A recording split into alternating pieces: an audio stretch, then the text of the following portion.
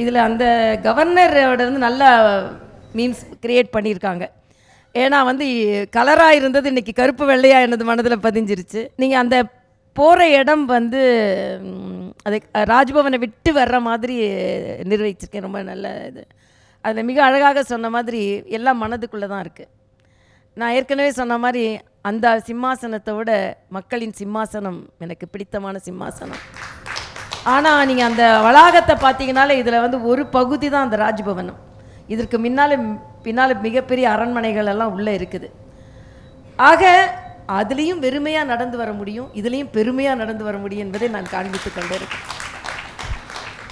அன்னைக்கு இந்த படத்தை போட்டதோட இன்னொரு படம் போட்டிருந்தா சூப்பராக இருந்திருக்கும்.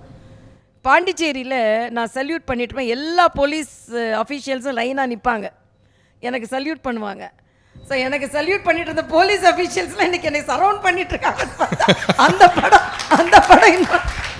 அந்த படம் இன்னும் சிறப்பாக இருந்திருக்கும். உண்மையிலே அது ரொம்ப அழகான படமாக இருக்கும். எல்லாரும் நிற்பாங்க, நான் சல்யூட் பண்ணுவேன், எல்லாரும் எனக்கு சல்யூட் பண்ணுவாங்க.